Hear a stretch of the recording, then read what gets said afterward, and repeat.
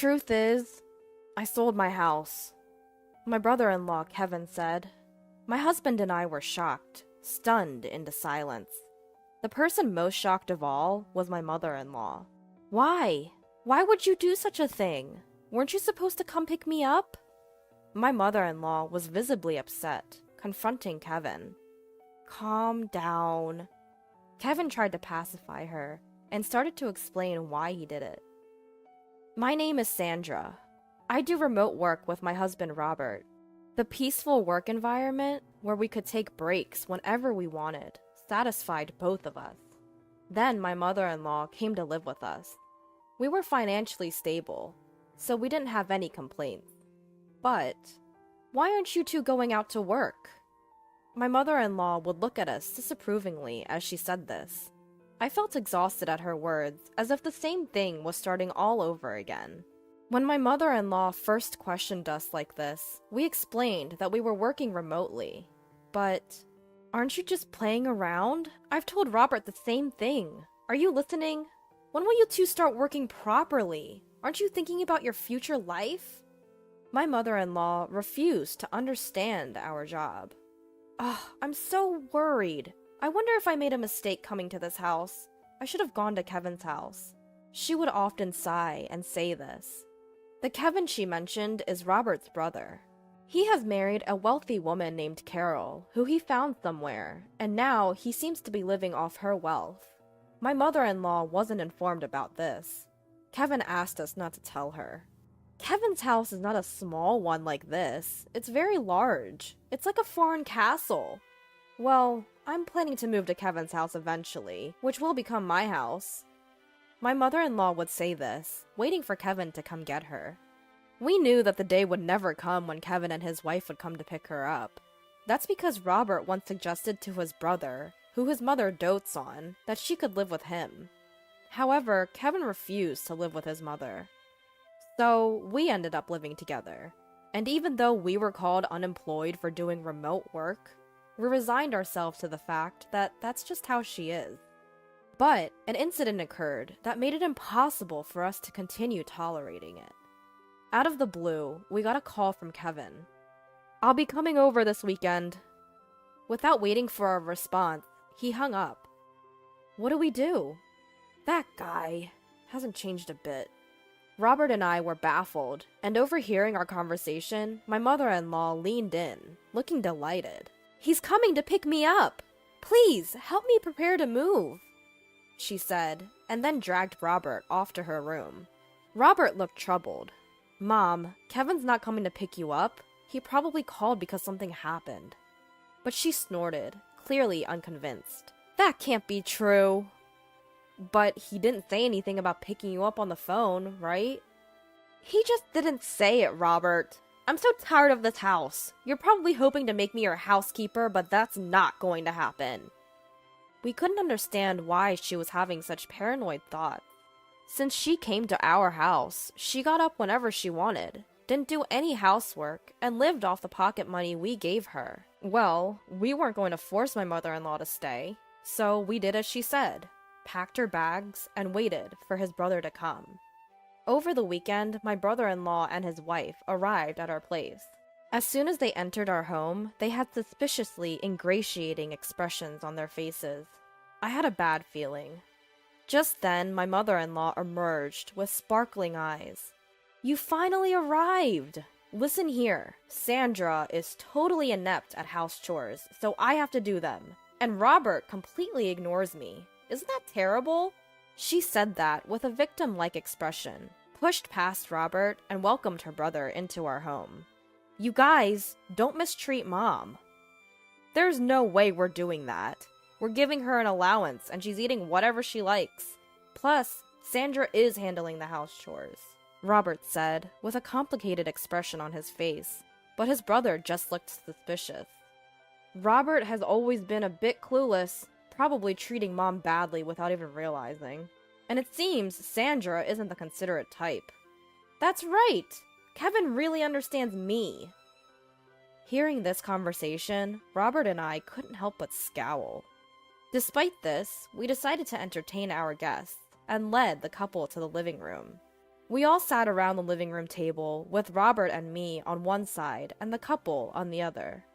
"Now, what are you sitting around for? Serve the tea!" "Huh? I thought you were going to make the tea, mother-in-law." "What are you saying?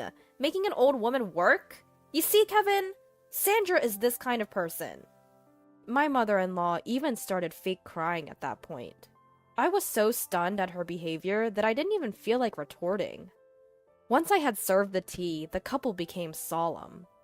The truth is, we sold our house. Robert and I were surprised and shocked at Kevin's words.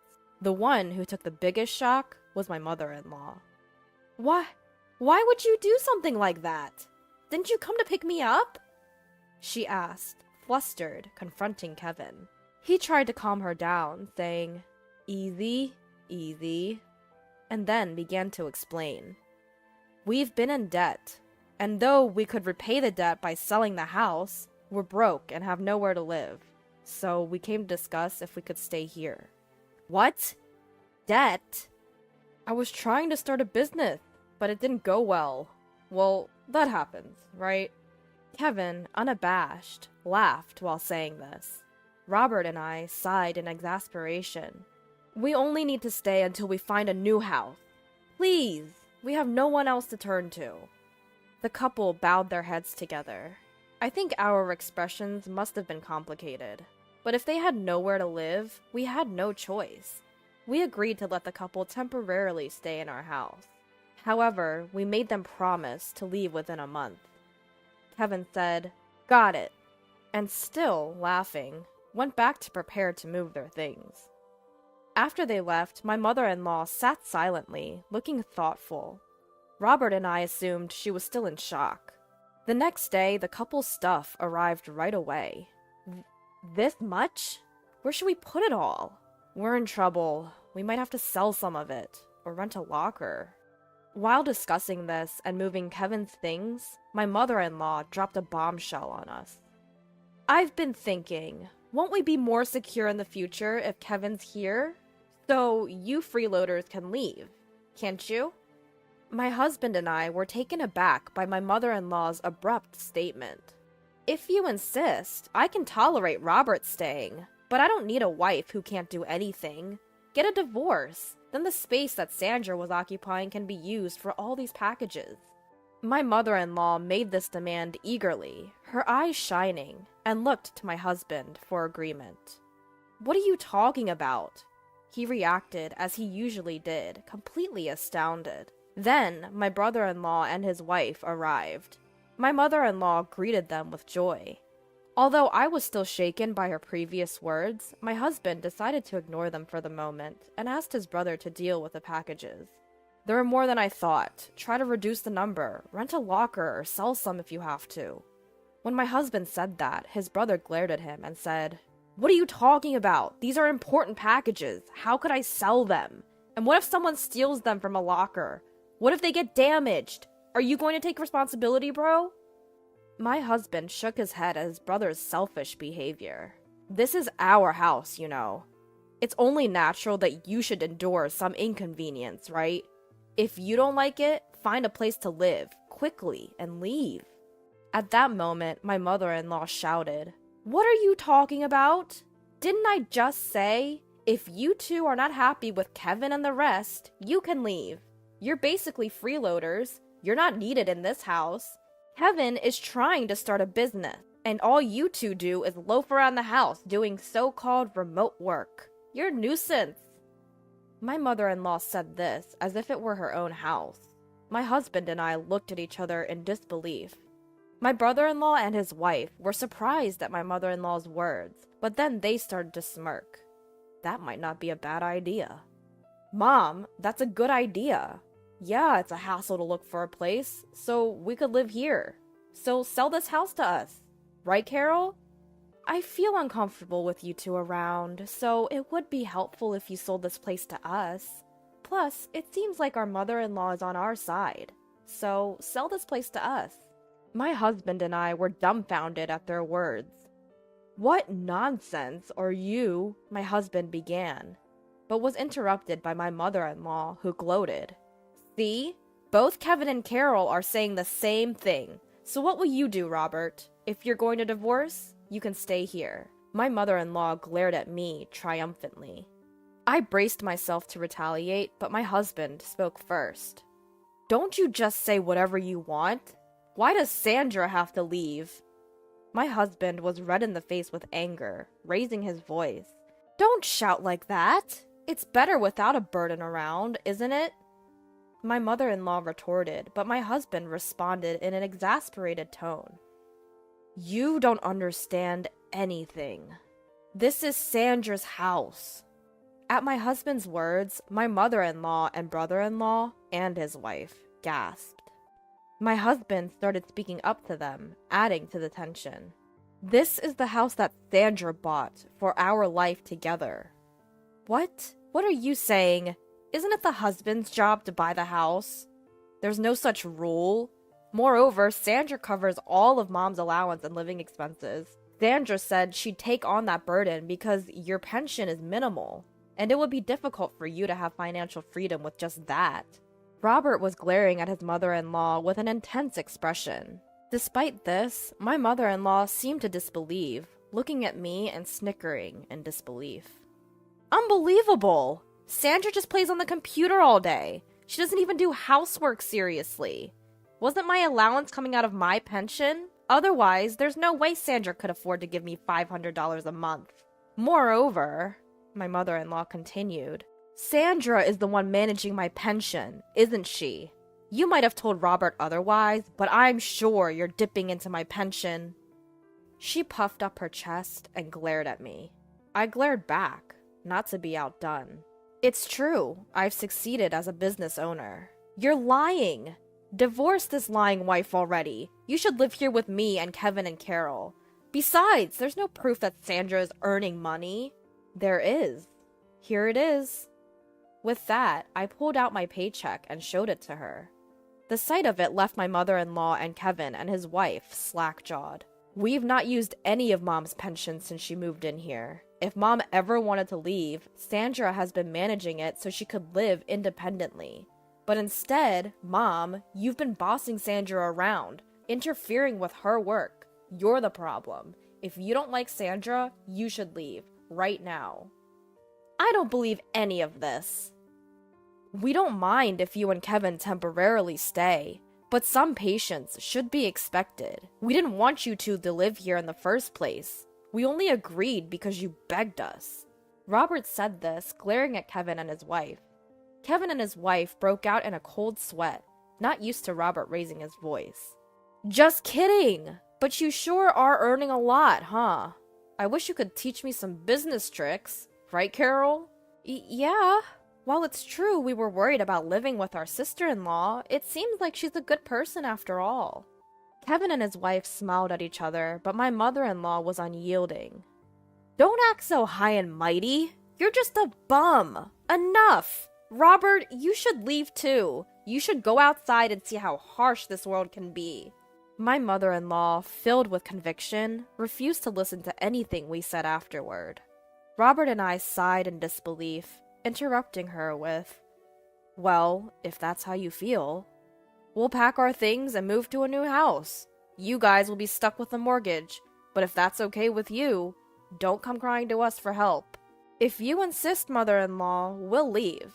Even with a pension, maintaining your lifestyle will be challenging. But I guess that can't be helped, can it? At our words, my mother-in-law turned beet red and yelled at us to get out. Wait! You can't be serious! We don't have to do that, do we? Yes. If you two are here, we're safe. Kevin and his wife tried to stop us, but my mother-in-law gave us a fierce look and said, Don't you dare talk back. Kevin, you're going to be a CEO, aren't you? I don't mind you using my pension, so just start a company and show us how successful you can become. I'll show you what happens when you defy us. My mother-in-law's words were filled with intensity. Hearing this, we decided it was best to no longer get involved with her or Kevin's family and left the house. Of course, the mortgage on the house remained, but we changed the ownership to Kevin's name. Some time had passed since then. While there was some residual dissatisfaction from that incident, having been freed from my mother-in-law's sarcasm, we had resumed our normal routine. Just when we were working from home in our new apartment, as usual, my mother-in-law called my husband, crying. "Kevin has taken my pension and disappeared. He hasn't come back in a week. Carol and I are left alone in the house and we're in trouble. Please help us." She wept as she said this. After my husband calmed my mother-in-law, he asked why Kevin had gone missing. "I gave all of my pension to Kevin for his startup, but he ended up spending it all on gambling. When I confronted him about it, he disappeared," she cried out desperately. Since my mother-in-law couldn't continue the conversation through her sobbing, the phone was handed to Carol. "Could you please call us back? We can't live like this. Ever since Kevin failed his startup and sold the house we were living in, our parents have disowned us. My dad won't forgive us for selling that house. We haven't been able to reach either our dad or mom since..." Carol pleaded with my husband. At the sight of them, my husband muttered, "I knew it," in a disgusted tone.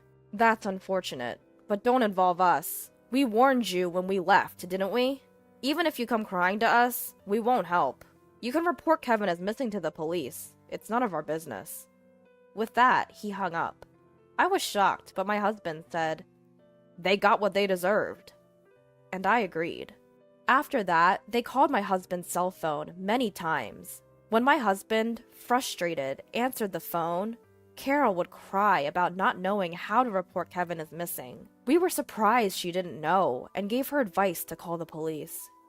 However, they still couldn't find Kevin. Just when we thought they might not find him, we heard that Kevin had been arrested for bank robbery in another state. Apparently, he did it to repay his debts. It seems it wasn't his first offense, and he would likely face actual jail time. Carol can't go back to her parents' home, and is still living with my mother-in-law in that house. It's uncertain whether or not she will divorce Kevin. That's probably the least of her concerns right now. She registered with a temp agency and is struggling with her first job ever, but she's somehow making ends meet every day. As for my mother-in-law, Kevin took all of her pension, and now she has to repay his debt. She has also started working part-time to repay the debt. My husband and I expressed sympathy for my mother-in-law and sister-in-law's family, but we have made it clear that we have no intention of helping them, and we have cut off all communication. They must be tasting the harsh realities of life that my mother-in-law always talked about. Despite the changes since my mother-in-law moved in with us, my husband and I are glad that we have returned to our peaceful days.